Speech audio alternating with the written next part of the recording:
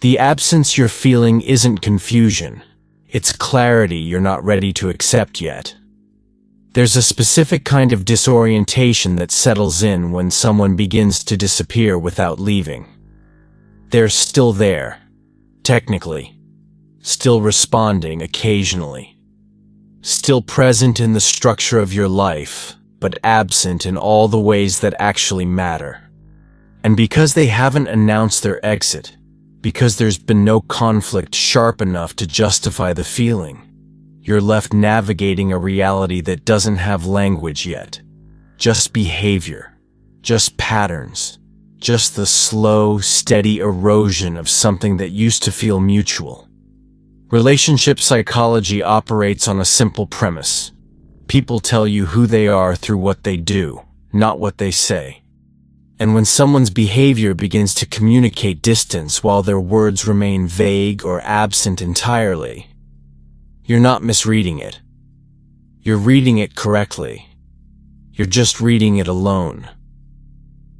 What makes this particular dynamic so destabilizing is its lack of definition. There's no rupture, no betrayal, no moment you can point to and say, "That's when it broke." Just a series of small withdrawals that accumulate into something undeniable. Behavioral patterns don't announce themselves. They reveal themselves through repetition. A delayed response becomes a habit. A brief reply becomes the norm. Silence, once situational, becomes the primary mode of interaction. And somewhere in that progression, the relationship crosses a threshold. It stops being a partnership experiencing temporary strain and becomes a structure held together by one person's effort while the other quietly disengages. Emotional behavior doesn't lie. It doesn't perform. It simply reflects what's true beneath the surface, even when that truth hasn't been spoken aloud yet. The framework here isn't about judgment. It's not about villainy or victimhood. It's about psychological dynamics that play out in predictable ways when attachment patterns collide with emotional withdrawal.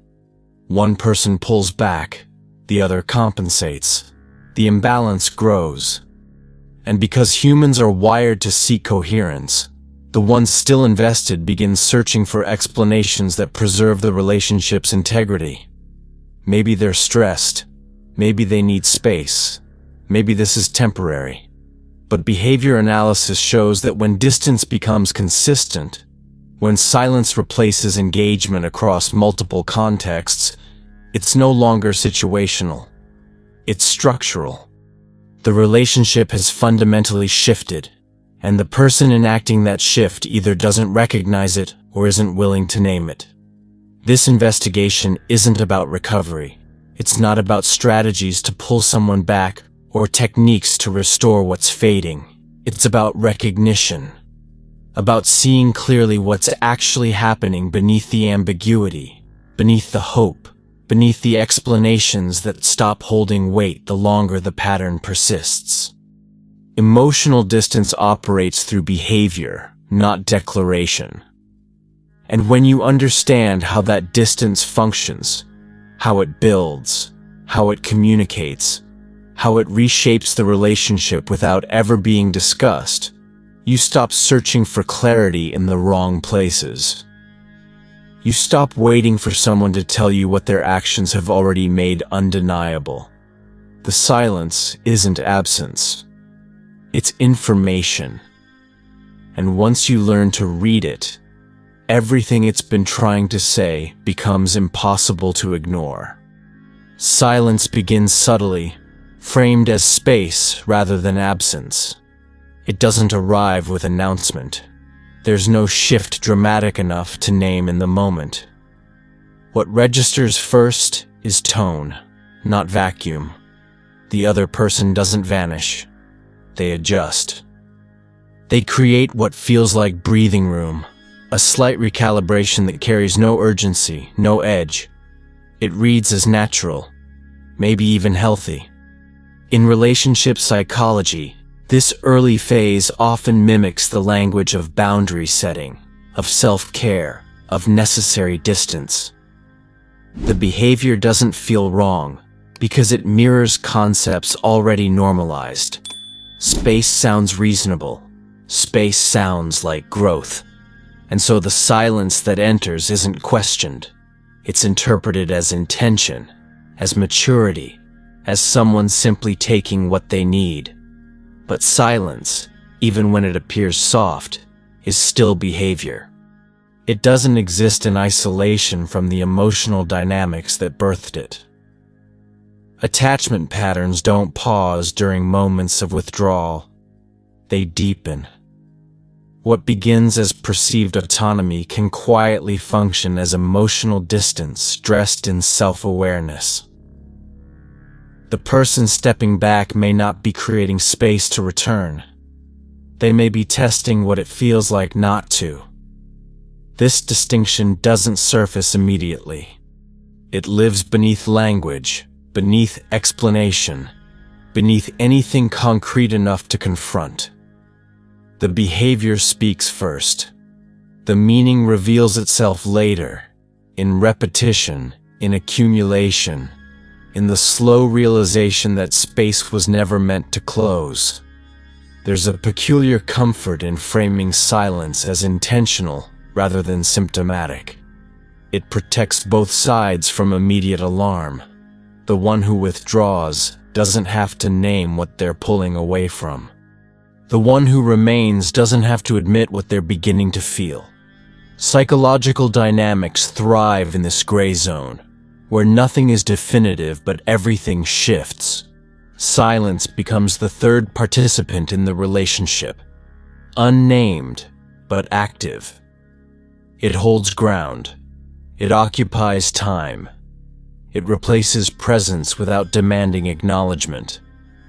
And because it arrives gently, it escapes the category of rupture. It simply exists, unexamined, until the pattern it's building becomes impossible to misread. What makes early silence so difficult to assess is its resemblance to normal variation. People need distance. Moods fluctuate. Communication ebbs. These are facts. But when silence begins to function as behavior rather than circumstance, it stops being neutral. It starts encoding something unspoken. The observer, the one still engaged, begins to notice not what was said, but what wasn't. Not what was done, but what stopped. The shift is minor at first. A text left unfinished. A conversation that doesn't extend. A moment that once would have prompted check-in, now met with nothing. The silence isn't loud, but it's there. And once it registers, the question forms quietly. Is this distance? Or is this something else beginning to take shape? Early pauses appear in moments that once carried automatic response. The first fractures don't show up in major exchanges. They surface in the small, reflexive interactions that used to require no thought. A message that once drew immediate acknowledgement now sits for hours, sometimes longer. The delay doesn't come with explanation. It simply happens. What used to flow, quick replies, casual check-ins, the rhythm of mutual attention, begins to stagger. The other person is still present, still responsive when pressed, but the automaticity is gone. Behavior analysis shows that when spontaneous engagement disappears, it's rarely about time. It's about priority shift.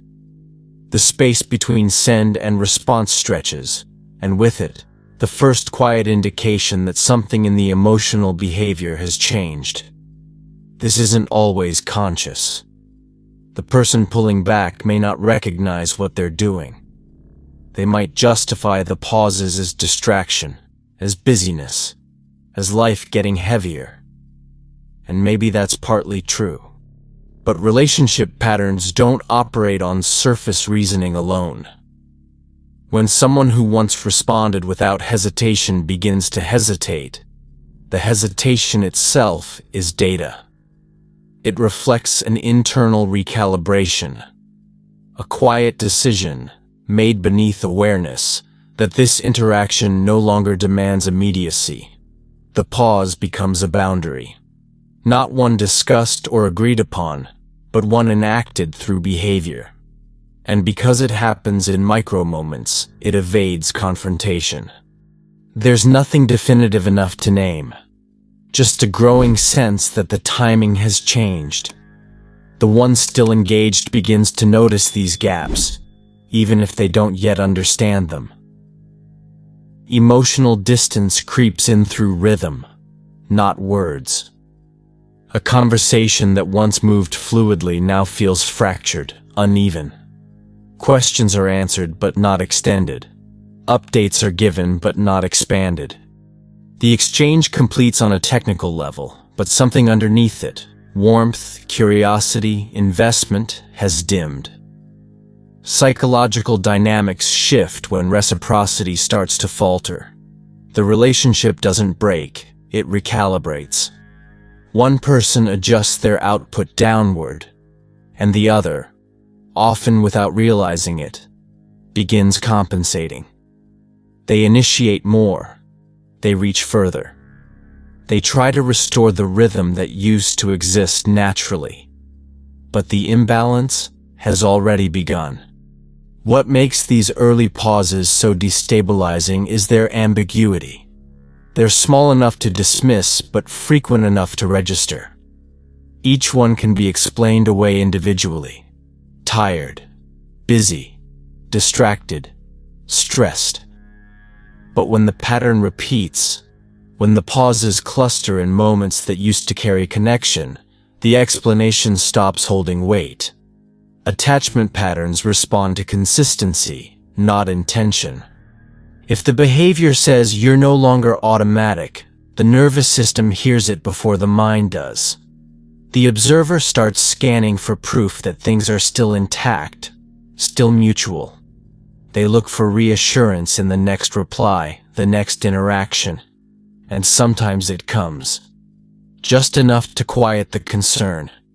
Just enough to keep the pattern from being named. But the pause has already spoken, and the next one is already forming, quietly, in the space where response used to live. Responses arrive delayed, shorter, or stripped of prior warmth. When replies do come, they often feel different. Not wrong exactly, just thinner. The content is there. Acknowledgement, answer, reaction. But the texture has changed. Messages that used to carry elaboration now land brief. Conversations that once expanded organically now close quickly, sometimes abruptly. The other person still engages, but the engagement feels compressed, as if filtered through a lens of minimal effort. Relationship psychology identifies this as tonal withdrawal, a shift not in presence, but in quality. The person hasn't disappeared. They've recalibrated their emotional output. What used to be given freely now arrives metered, controlled, reduced to function rather than connection. This compression happens gradually. A paragraph becomes a sentence becomes a phrase. Enthusiasm fades into neutrality. The language remains polite, sometimes even friendly, but the warmth that once lived beneath it has cooled. Behavior analysis shows that when someone begins shortening their responses consistently, it's rarely about time constraints. It's about emotional withdrawal. They're still participating, but they're no longer investing. The effort required to sustain depth, to mirror energy, to offer the kind of response that builds intimacy, it's been retracted. Not as punishment, not as statement. Just as quiet recalibration of what they're willing to give. The observer feels the shift before they can articulate it. Something about the exchanges feels off balance. They send energy, openness, curiosity. What returns feels contained, minimal, transactional. The mismatch creates a low-grade disorientation. There's nothing concrete to point to, no insult, no rejection, no overt coldness. But the sense of disconnection grows. Emotional behavior operates in layers. Surface-level interaction can remain functional, while the relational foundation underneath it erodes. The other person is still there. They're still replying. But the version of them that used to show up fully, that used to meet engagement with matching investment, has stepped back. And the space they've left behind is filled with nothing but shorter sentences and longer silences. What makes this stage particularly disorienting is the absence of explanation. If the shift came with context, stress, grief, overwhelm, it would be easier to navigate. But when responses simply thin out without reason, the mind begins searching for meaning. Psychological dynamics activate. The observer wonders if they said something wrong, if they've become too much, if the distance is earned. They replay recent interactions, looking for the moment things changed. But often, there's no single moment.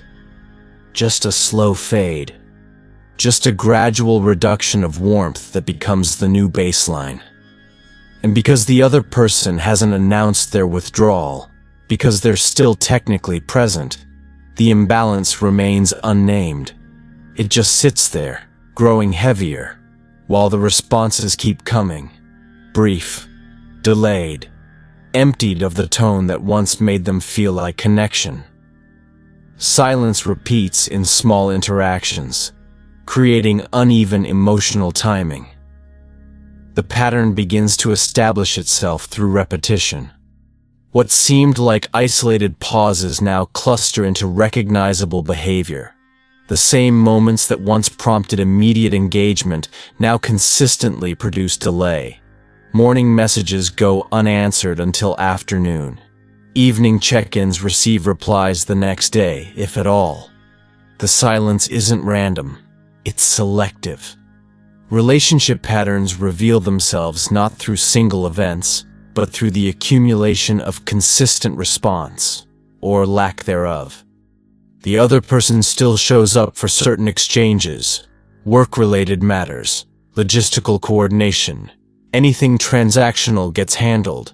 But the softer interactions, the ones that exist purely for connection, begin falling into a rhythm of avoidance. This creates an uneven emotional timing that destabilizes the relationship's foundation. One person operates with consistent availability. The other operates with selective engagement. The mismatch doesn't just create frustration. It generates confusion. Behavior analysis shows that when someone repeatedly withdraws from low-stakes, high-intimacy moments while remaining functional in practical exchanges, they're communicating priority. Not through words, through pattern. The relationship is being recategorized. What once held emotional weight is being downgraded to situational utility. The silence in those smaller moments isn't accidental. It's a quiet sorting process, enacted through behavior, where certain types of connection are being deprioritized without announcement. The observer begins tracking these gaps, often unconsciously. They notice which messages get responses and which don't, which topics receive energy and which are met with brevity or absence. The mind starts cataloging, searching for logic in the inconsistency. But emotional withdrawal doesn't follow clean logic. It operates on internal shifts that the person enacting it may not even fully recognize. They're not strategizing. They're adjusting. Their nervous system has recalibrated what feels necessary and what doesn't. And the smaller interactions, the ones built purely on warmth, on closeness, on the desire to stay connected, no longer register as necessary. So they get dropped, not all at once, just enough that the pattern becomes undeniable. What compounds the impact is the way this silence functions as communication without language. Nothing is being said outright. No boundary is being named. No conversation is being had about the shift, but the behavior speaks clearly. Attachment patterns respond to consistency, and when silence becomes the consistent response in moments of emotional reach, the message lands. This kind of connection is no longer being prioritized. The observer can feel it. They sense the imbalance, the withdrawal, the recalibration. But without explicit acknowledgement from the other person, there's nothing concrete to address. Just a growing awareness that the emotional timing has fractured, and the silence filling those fractures is no longer neutral. It's become the behavior itself. Internal confusion develops as silence resists clear interpretation.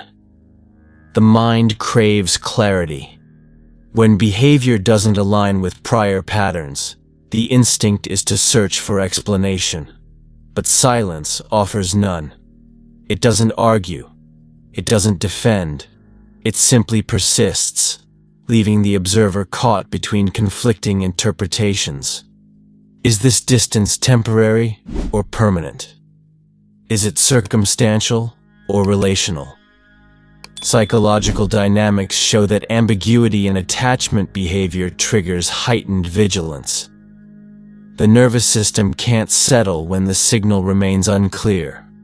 So the observer begins cycling through possibilities, testing narratives, attempting to construct meaning from data that refuses to organize itself into coherent explanation. Each silence could mean nothing. Each silence could mean everything. And the not knowing becomes its own kind of weight. This confusion intensifies because the other person hasn't fully withdrawn. They're still present in fragments. A reply comes through just when the absence was becoming undeniable. A moment of warmth surfaces, briefly, before the distance returns. These intermittent reinforcements make pattern recognition difficult. Behavior analysis reveals that inconsistent engagement is more destabilizing than complete absence. When someone disappears entirely, the relationship's status becomes clear. But when they oscillate, present, then distant, then present again, the emotional behavior resists categorization. The observer can't grieve what hasn't ended. They can't adjust to what hasn't been named. They're left suspended, waiting for clarity that never arrives, while the silence continues shaping the relationship in ways that remain unspoken. Efforts to make sense of the withdrawal often lead inward. The observer begins questioning their own perception. Maybe they're reading too much into it. Maybe the other person is just going through something. Maybe the distance isn't personal. Self-doubt creeps in, not because the pattern isn't real, but because it lacks external validation. Emotional distance, when unacknowledged by the person creating it, forces the one experiencing it to hold the entire weight of recognition alone. They see the shift, they feel the imbalance, but without confirmation, without the other person naming what's happening, the reality of it becomes something they have to carry in isolation. And that isolation breeds confusion, not about what's happening, but about whether they're allowed to trust what they're seeing. What makes this stage particularly erosive is the way silence functions as both presence and absence simultaneously. The other person hasn't left. They haven't announced an ending. They're still technically engaged. But the quality of that engagement has deteriorated to the point where connection feels more like performance than reality. Relationship psychology shows that unmet emotional needs don't always present as dramatic rupture. Sometimes they present as slow erosion, small disappointments accumulating, small withdrawals compounding, until the foundation of trust and reciprocity has quietly fractured. The observer feels this fracture, but because the silence hasn't declared itself, because the other person hasn't said, "I'm pulling away," the confusion remains.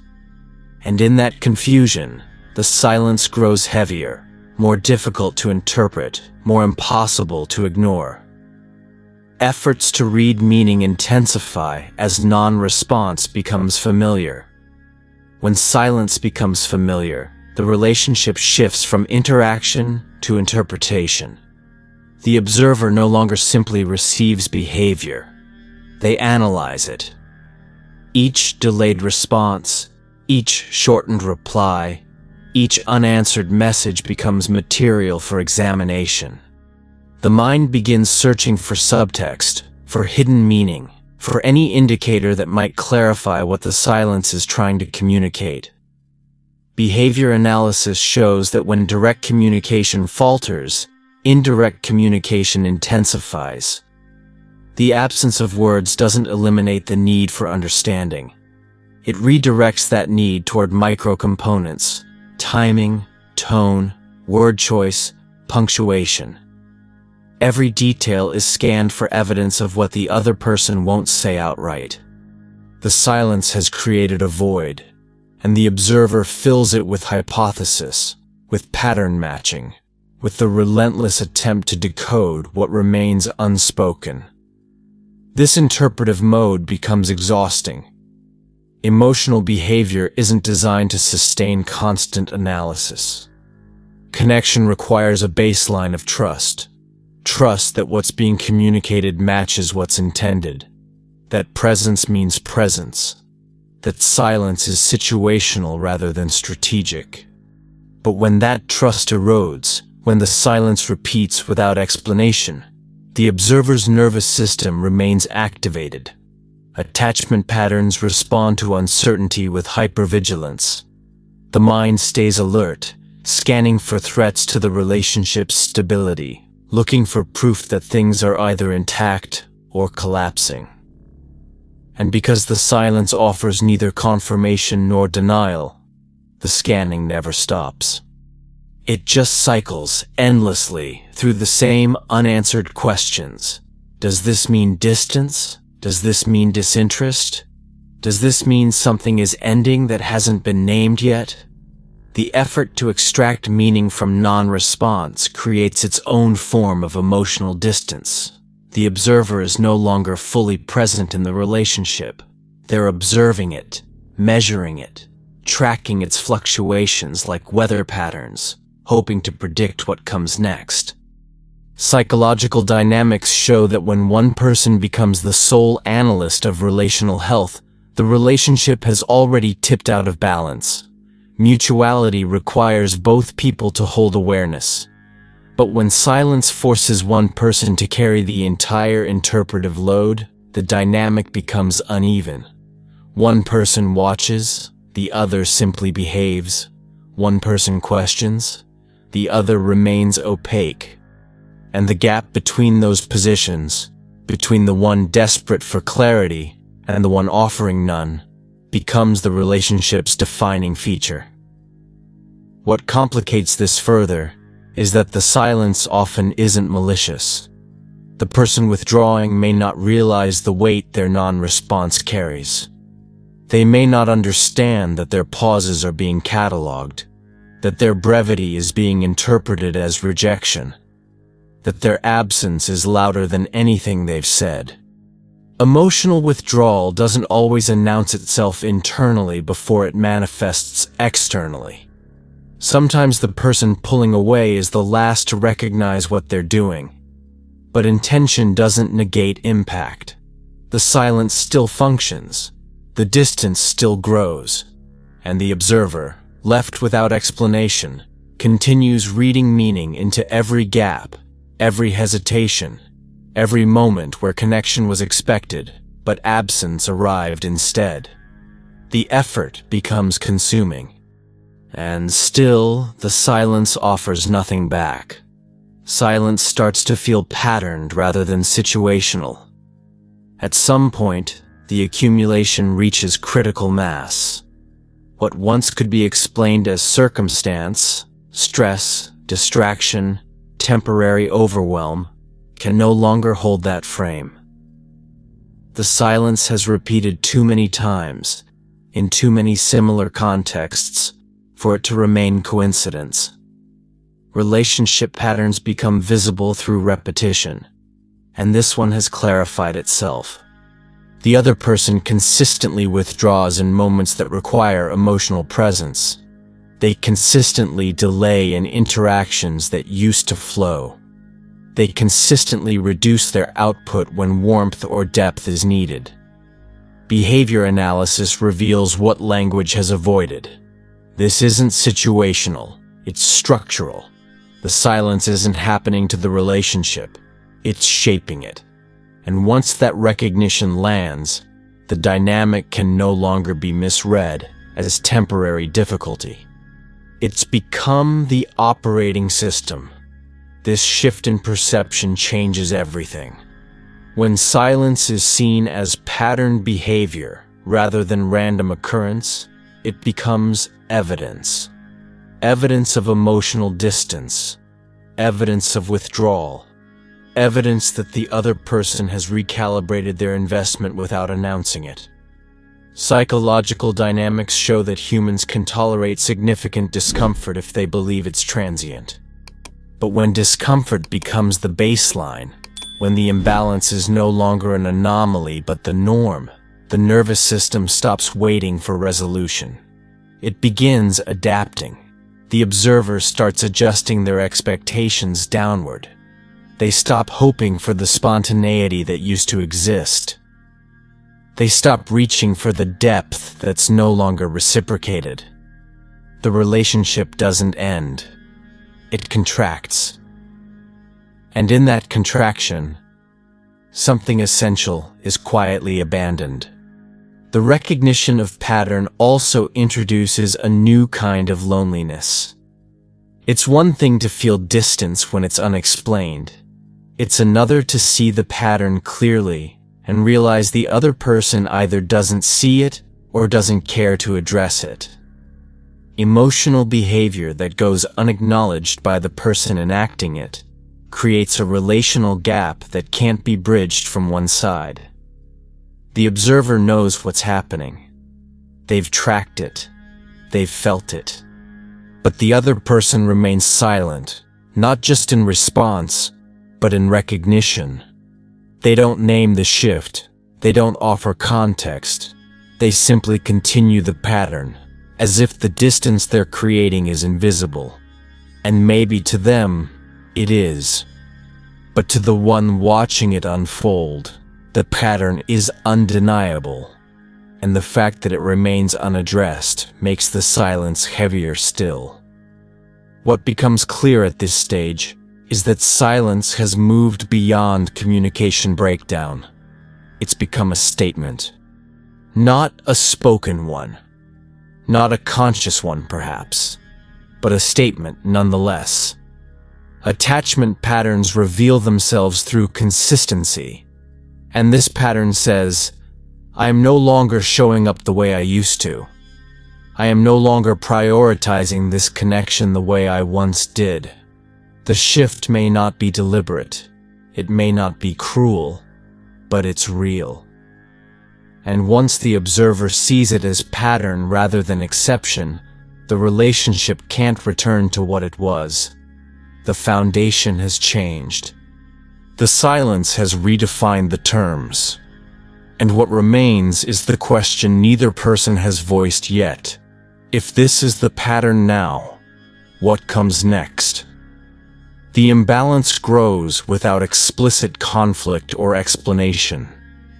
One of the most disorienting aspects of this dynamic is its lack of drama.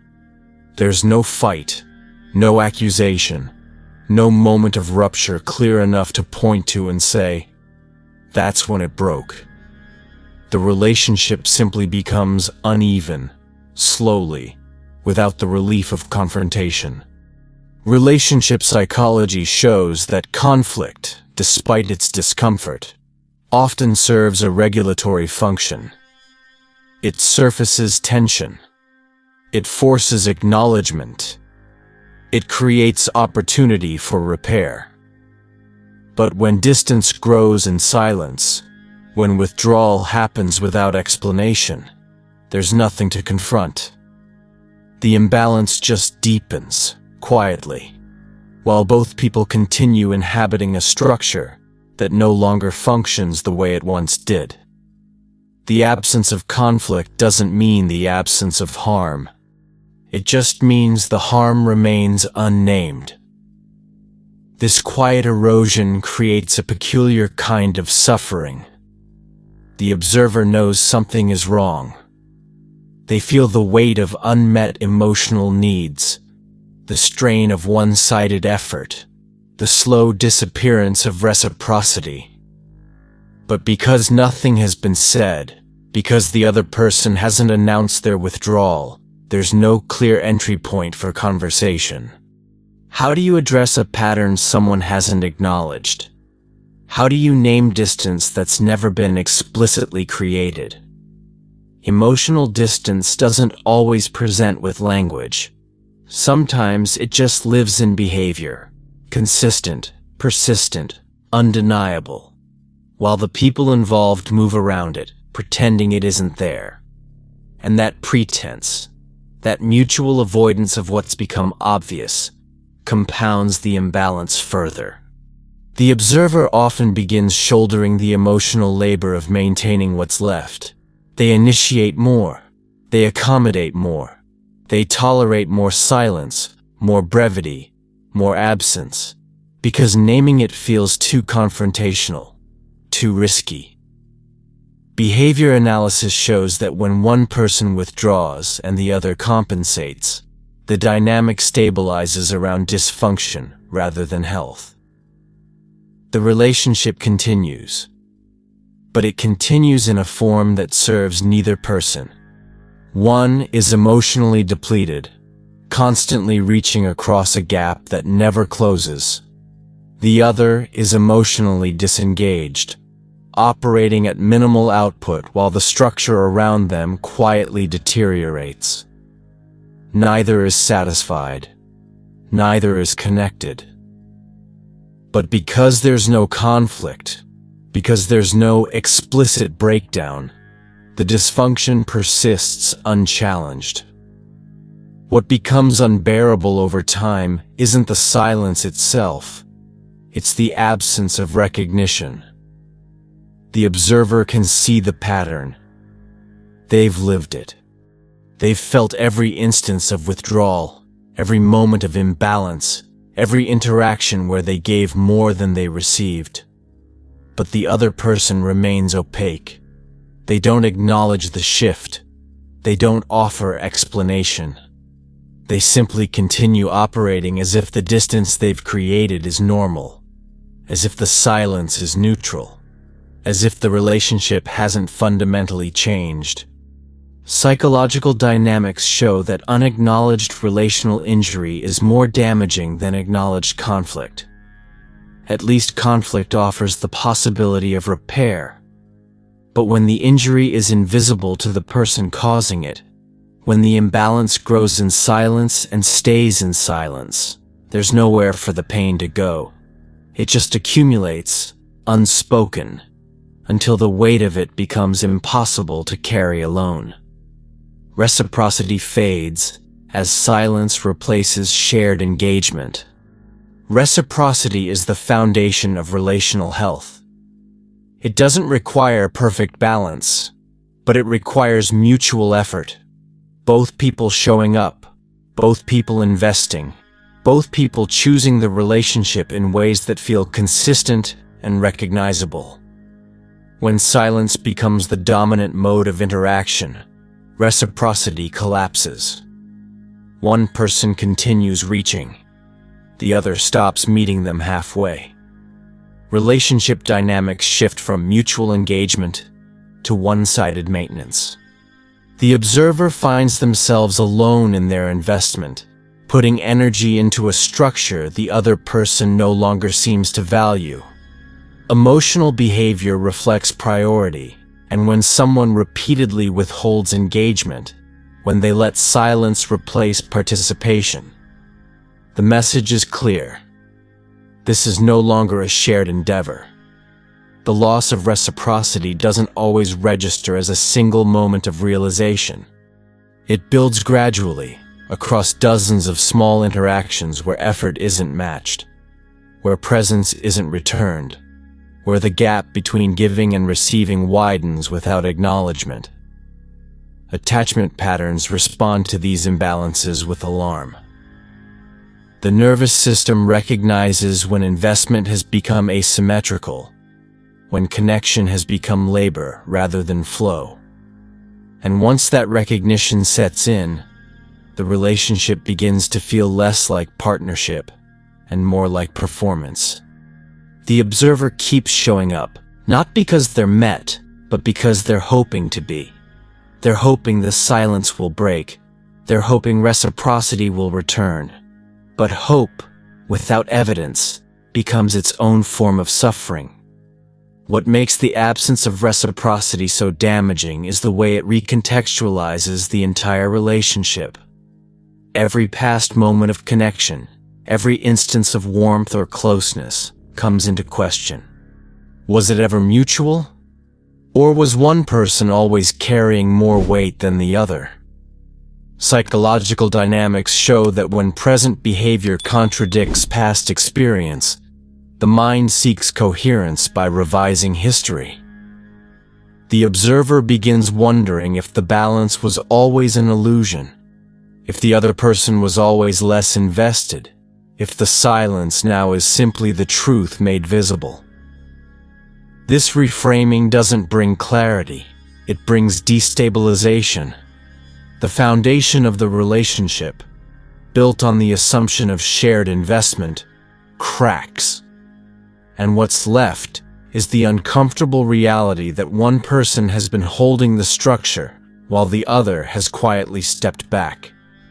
Silence, in this context, isn't just absence. It's refusal. Refusal to engage. Refusal to reciprocate. Refusal to acknowledge that the dynamic has shifted, or that the imbalance exists. Behavior analysis shows that when someone consistently opts out of relational participation while remaining technically present, they're communicating a boundary they haven't verbalized. They're saying, through pattern rather than language, that they're no longer willing to meet the relationship where it once existed.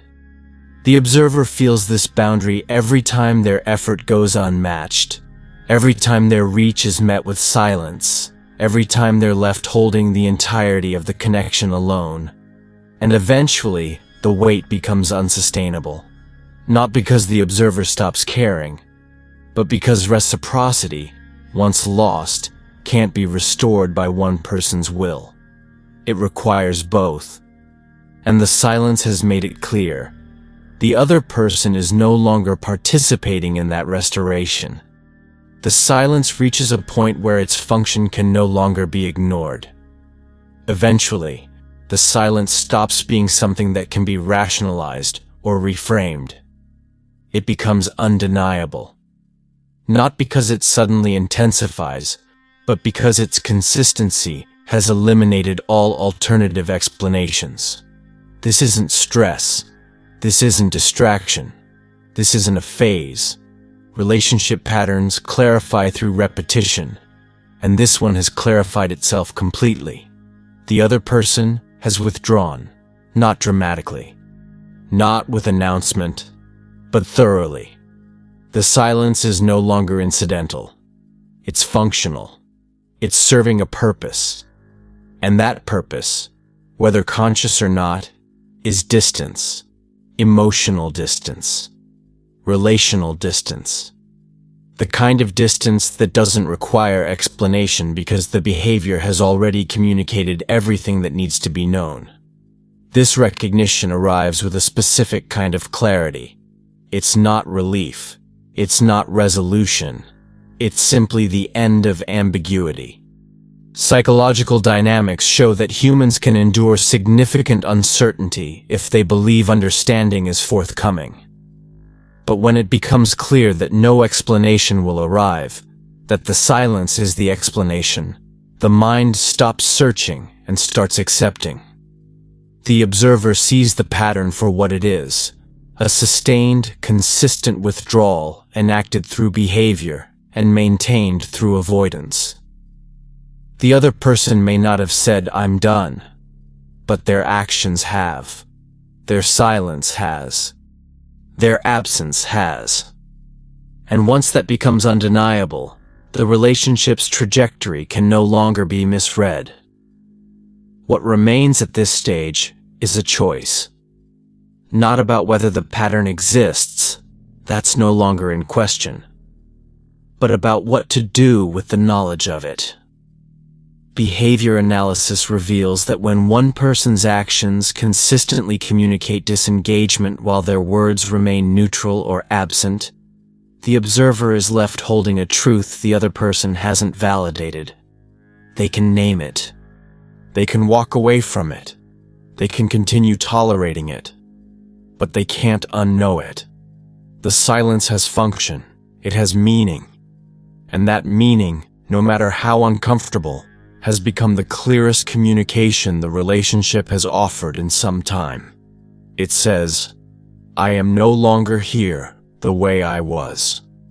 I am no longer choosing this the way I did, and I am not going to tell you that directly." Silence, at this point, is no longer something happening within the relationship. It is the relationship. It has replaced conversation, replaced warmth, replaced the possibility of repair. Emotional withdrawal, when sustained long enough, doesn't just create distance, it becomes the defining feature of the dynamic. And the observer, who has spent so long trying to decode it, trying to explain it, trying to survive it, eventually reaches the same conclusion the silence has been communicating all along. This is not a relationship struggling to reconnect. This is a relationship where one person has already left, quietly, while the structure remains intact. The silence wasn't absence. It was behavior. And its function, finally visible, is the only truth left standing. The pattern doesn't require more evidence. You've already seen it. You've tracked it through every delayed response, every thinned-out reply, every moment where silence replaced what used to be automatic connection. What you're waiting for, the explanation, the acknowledgement, the moment where the other person finally names what they've been doing, may never come. Emotional withdrawal doesn't operate on your timeline. It doesn't owe you clarity. It simply functions, quietly reshaping the relationship while you're left interpreting behavior that refuses to speak for itself. But here's what matters. You don't need their validation to trust what you've observed. The silence has already told you everything. The only question left is whether you're ready to stop translating it into something softer than what it actually is. Understanding how this distance formed doesn't undo it, but it does remove the confusion. It removes the self-doubt. It removes the endless loop of wondering if you're seeing things clearly, or if you're overreacting to patterns that feel undeniable, but remain unconfirmed. You're not imagining this. You're reading behavior the way it's meant to be read, as the most honest communication available when words have gone silent. And once you see it that way, once you stop waiting for someone else to confirm what their actions have already made clear, the dynamic loses its grip, not because the pain disappears, but because the ambiguity does. And ambiguity, more than distance itself, is what keeps you suspended in a relationship that's already shifted into something else. If you've been tracking these patterns and still feel like you're missing part of the picture, like the distance appeared suddenly without warning, you're not seeing the full arc. Emotional distance doesn't begin with silence. It begins long before that, in shifts so subtle they don't register as withdrawal until the accumulation makes them impossible to ignore. I broke down exactly how that process unfolds in the previous video. How emotional distance forms long before the ending. It walks through the early behavioral shifts that set this entire dynamic in motion. The micro-withdrawals, the tonal changes, the recalibrations that happen beneath conscious awareness. If you want to understand not just what you're seeing now, but how it started and why it progressed the way it did, that video fills in what this one assumes you already know. You need both pieces to see the full structure. Go watch it. Then come back here. The clarity compounds. If this resonated, if you recognized yourself anywhere in this analysis, subscribe and turn on notifications. This channel doesn't do surface-level advice. It doesn't offer quick fixes or motivational scripts. It investigates the psychological dynamics that shape relationships from the inside out. The patterns most people feel but can't name. The behavior that communicates what words never will. Stay here. Keep learning. The more you understand how these dynamics function, the less power they have to destabilize you. This isn't about them anymore. It's about you seeing clearly.